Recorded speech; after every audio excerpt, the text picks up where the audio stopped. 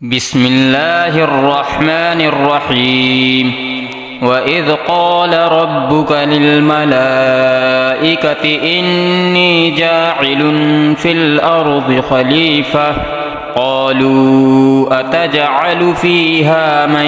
يفسد فيها ويسفك الدماء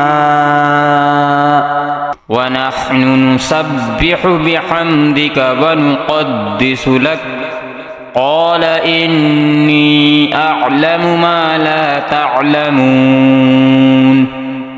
وعلم آدم الأسماء كلها ثم عرضهم على الملائكة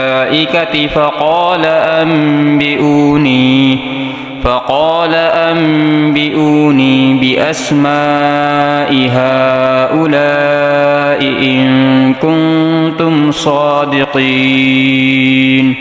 قالوا سبحانك لا علم لنا إلا ما علمتنا إنك أنت العليم الحكيم قال يا آدم أنبئهم بأسمائهم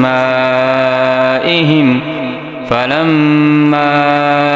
أنبأهم بأسمائهم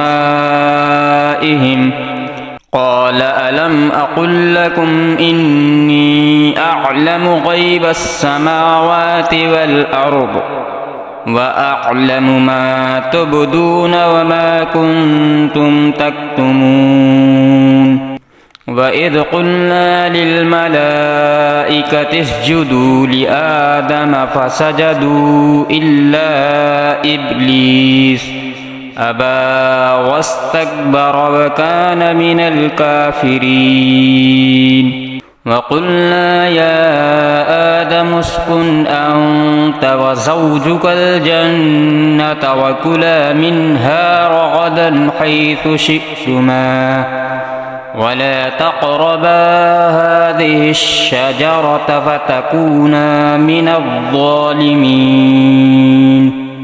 فأزلهما الشيطان عنها فأخرجهما مما كانا فيه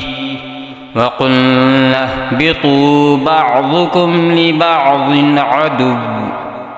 ولكم في الأرض مستقر ومتاع إلى حين فتلقى